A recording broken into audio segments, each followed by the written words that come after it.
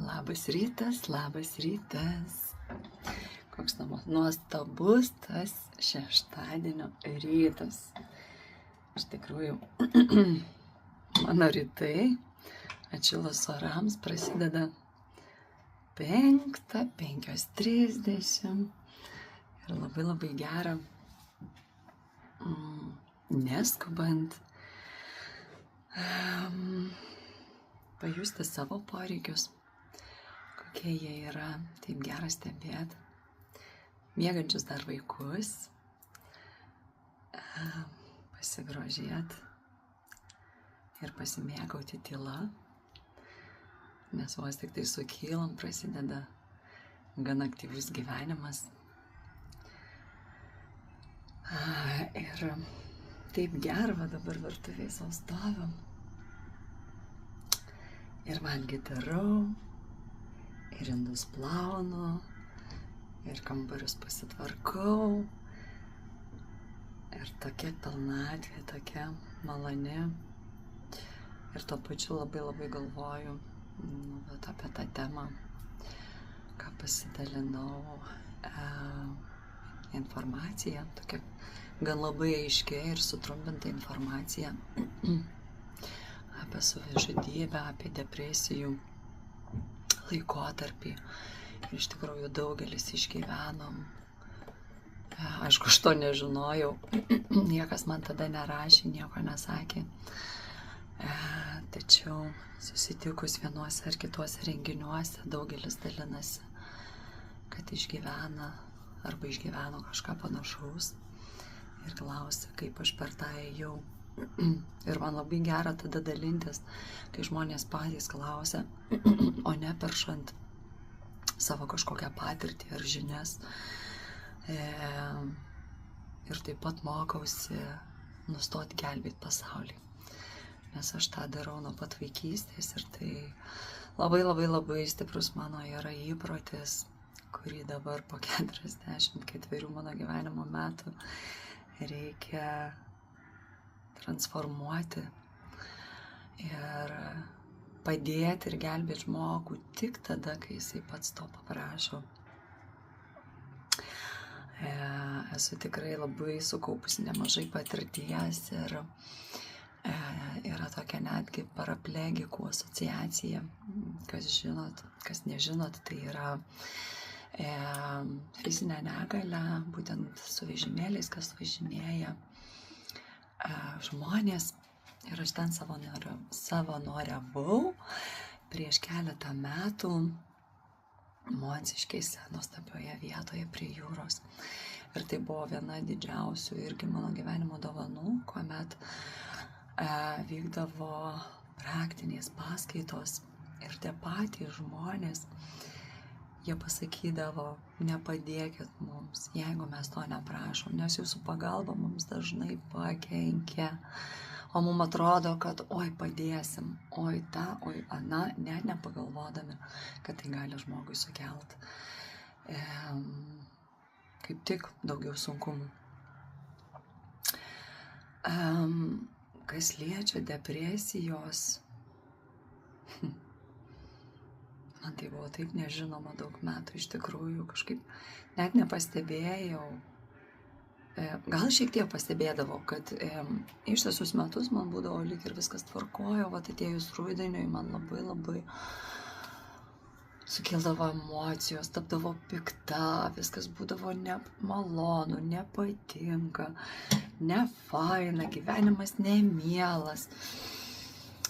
Ir galiausiai dabar labai intensyviai pradėjau domėtis visokią informaciją apie depresijas, apie emocijas, apie tą patį bipolinį sutrikimą, kuris, galiu drąsiai pasakyti, aš turiu požymių šito sutrikimo. Ir kol aš nepatyriau prieš 2,5 metų labai dviejų stiprių gyvenimo išgyvenimų, smūgių, kurie nutėškė mane taip į žemę, kad man slydo gyvenimas iš po kojų ir aš neįsivaizdavau, kaip stotis, ką daryti. Aš nežinojau, daugelis žmonių sakydavo, stokis, eik, daryk. O aš tiesiog nepajėgiu ir aš nežinau, kaip pasakyti žmogui, kad jis mane suprastų. Ir iš tikrųjų mes niekada nesuprasime kito žmogaus, jei nebūsime patyrę kažko panašaus patys. Pavyzdžiui, aš nesuprantu mamų, moterų, kurios gimdė vaikučius su epidūrais, kuriom gimdymas vykdavo 10, 8 ar 6 valandos. Pas mane visi 3 gimdymai buvo natūralius, visi buvo per 4 valandas, lengvi, malonus. Aš laukiau kiekvieno savo vaiko su didžiausiu džiaugsmu. Ir nei vieną gimdymą nebuvo paleistas iš manęs nei verksmas, nei šauksmas. Taip verkiau iš laimės, verkiau kiekvieną savo sūnų paėmus ant rankų. Tai lygiai tas pats aš suprantu kiekvieną iš jūsų, kuris nesupratot, ar po šiai dienai dar nesuprantat, per ką aš ėjau.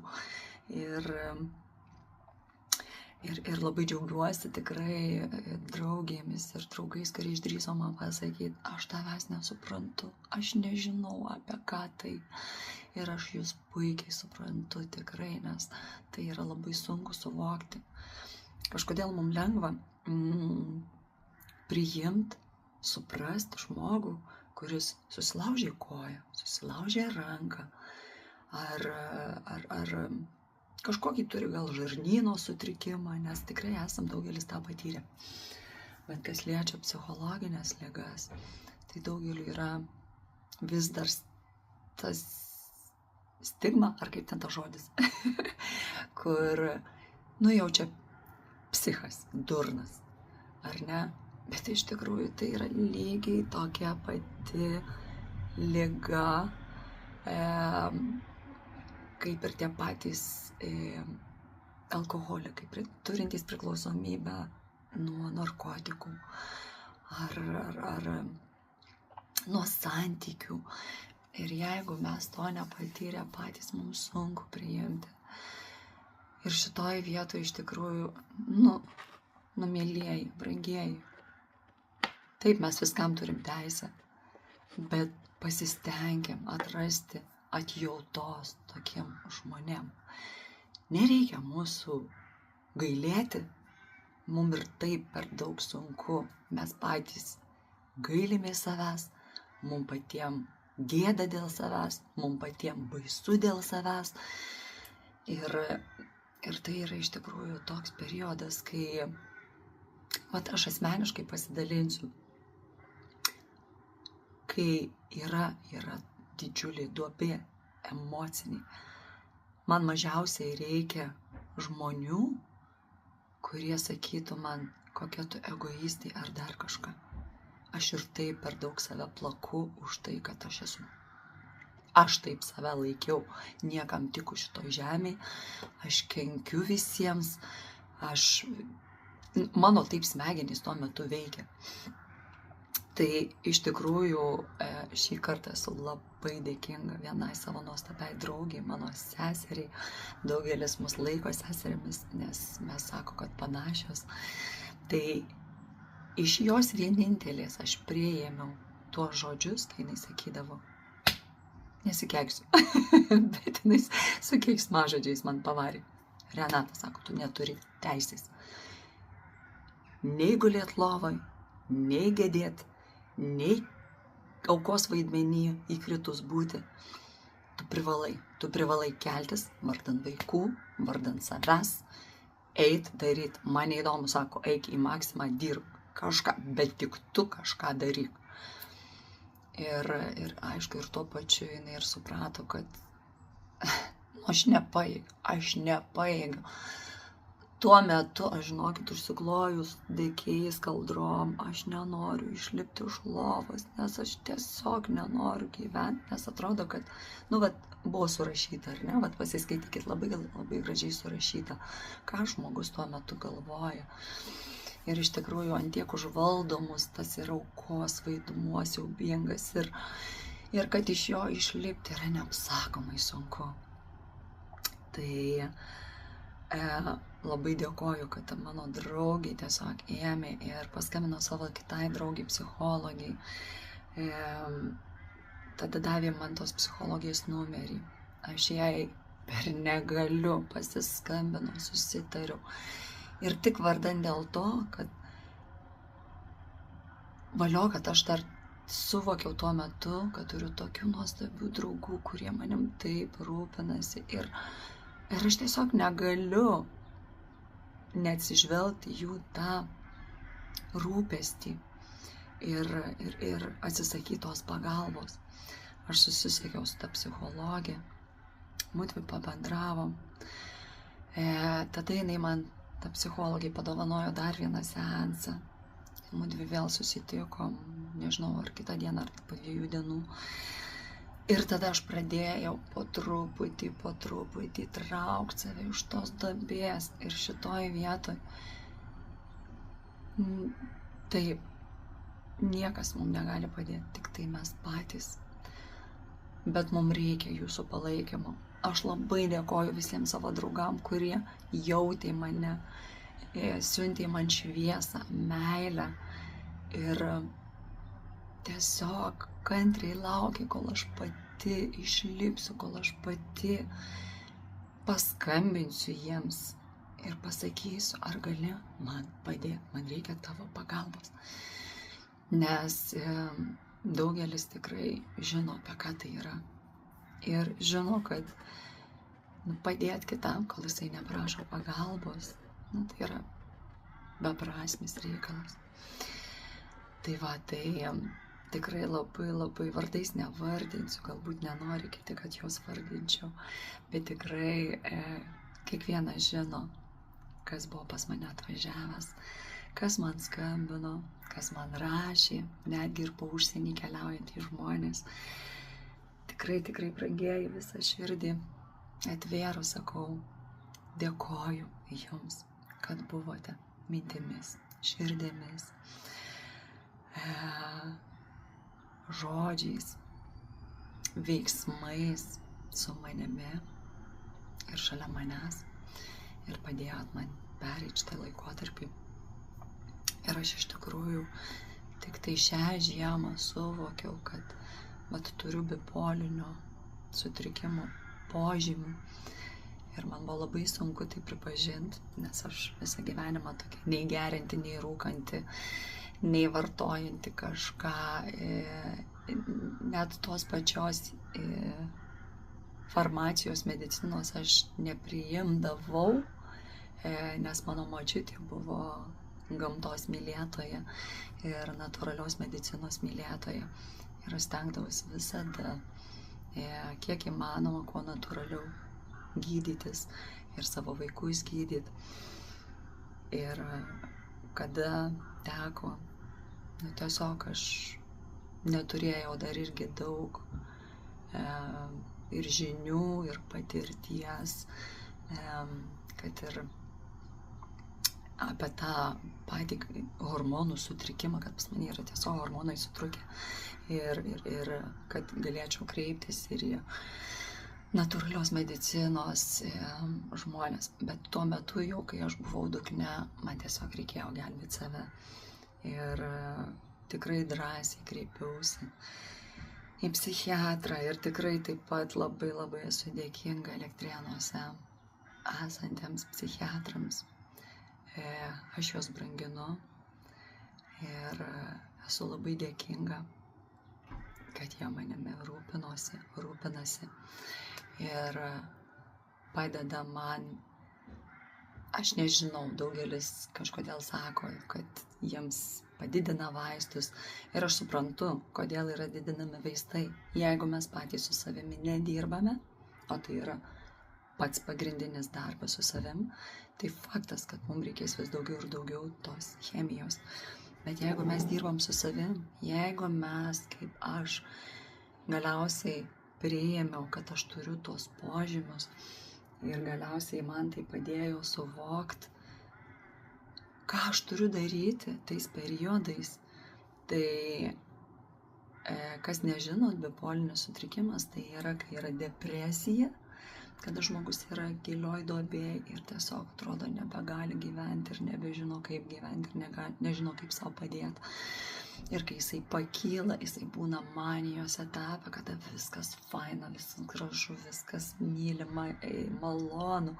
Tai va taip aš esu vėl manijos etape, tačiau šį kartą aš labai save stebiu. Ir galiausiai aš irgi sužinojau, kad aš tiesiog turiu labai stiprią energiją, kurios nemokėjau ir vis dar mokausi valdyti. Nes jinai mane ištaško, aš save išdalinu visiems kitiem, aš gelbėju, globoju visą pasaulį, negalvodama apie save. Ir tiesiog išsidalinu ir po 3 mėnesių aš vėl krentu į duobę. Ir man vėl bloga, negera. Ir jeigu aš nepalaikau to balanso, tai aš va taip ir banguoju. Ir taip vyksta jau 1,5 metų. Tai žinau, kad yra jūsų tarpe, kurie vėl galvojat, kada jinai vėl pargrius. Aš nežinau. Ir aš tikrai nesakysiu jums, kad ne, aš daugiau nebepargriusiu. Gyvenimas yra nenuspėjamas. Aš nežinau, kas manęs laukia už valandos, 2, už pusdienio, rytoj, po savaitės, po mėnesio. Aš galiu tik žinoti, kas yra dabar ir ką man daryti su tuo. Tai esu tikrai labai stiprioje savistaboje, stebiu save. Ir tikrai pagaunu, kaip mano ta energija nuo pat ryto iki vakaro. Aš galiu tiek daug visko daryti, veikti ir savo talentus, gausybę talentų, kuriuos turiu, skleisti, dovanoti. Ir tuo pačiu, žinodama, kad man labai reikia stebėti save ir vos tik pajutus, kad aš esu labai hiperaktyvi, stabdyti save ir pasakyti, mieloji Renata, sustok, įkvėpk. Pasilik tos energijos ir savo, nes tau jos reikės. Tai va, tai esu tikrai labai dideliai savistaboj. Ir buvau užsibrėžus tikslą, kad nesidalinsiu niekuo, kad tylėsiu, tačiau negaliu tylėti. Negaliu tylėti, matant, kiek daug žmonių aplinkui išgyvena įvairiausias depresijas ir bijo kam nors pasakyti, nes jie žino, kad jų nesupras, jų nepriims ir dar papriekaištaus ir pasakys, kokia tu egoistė, koks tu egoistas, tu tik apie save galvoji ir visa kita. Ne, mielieji, taip nėra. Mes ne egoistai.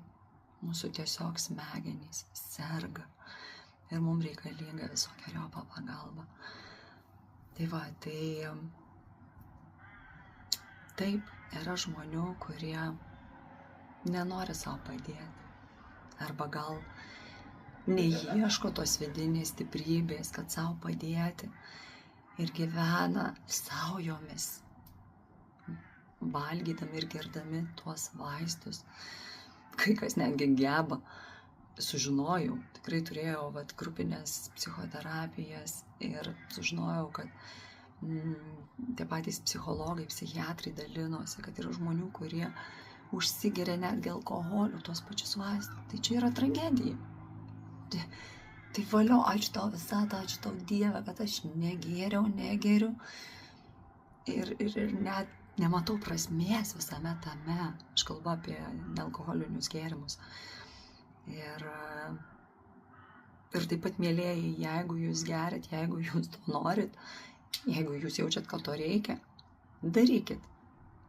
Tiesiog, aš nematau tame prasmės. Ir aš tikrai nepadėsiu jums tame. Ir nepasakysiu, kaip fainai, kad tu tai darai. Ne, tai yra jūsų pasirinkimas. Kiekvienas gaunam pasekmes už kiekvieną pasirinkimą. Tai man buvo pasekmė tokia stiprus, gilus kritimas į depresijas, kadangi aš tiesiog nepadėjau savo, nežinojau, kaip padėti savo, neieškojau informacijos. Tačiau džiaugiuosi, kad turiu visada stiprybės stotis ant tų kojų ir imtis kažkokios tai veiklos, pagalbos. Ir pasakysiu, kad 2 dalykai mane stabdė nuo savižudybės veiksmų. Tai buvo baimė, kad o jeigu man nepavyks nusižudyti iš karto ir aš liksiu neįgali ir tapsiu tiek savo šeimai, vaikams, artimiesiems našta. Ir kitas dalykas, aš tikiu sielų pasauliu, kad o jeigu aš nusižudysiu ir strigsiu kaip siela amžinybei, va tokiam mėšle, kuriam aš buvau žiemos laikotarpį, aš galvoju, ne, aš bijau skendėti tame amžius. Tai va, tai turbūt katalikai manęs nesupras, bet man ir neįdomu. Aš jau nebenoriu patikti, įtikti, būti suprasta. Aš dabar noriu būti pati savo svarbi, ne egoistiškai, o dėl to, kad būčiau pavyzdys savo vaikams pirmiausiai. Savo artimiesiems, galbūt kažkada jie tai supras. Žinau, kad nebūsime pranašų savo mieste, kaip Jėzų Kristų atstūmė. Bet žinau, kad yra žmonių, kuriem labai tai surezonuos. Tai va, ir man nebaisu, negėda ir nejaučiu jokios kaltės ar baimės dalintis tuo. Manau, kad tai kaip tik yra labai didelė stiprybė. Tai va, labai jaučiau, kad noriu paskleisti šią žinią ir dar kartą pasikartot, kad jeigu tau, mielas ir nuostabus žmogau, norisi kažkam tai pasiguost ar pasidalinti, kad esi panašiam kely, mano širdis visada atvira tau. Nebijok, tu ne vienas. Nuostabaus savaitgalio.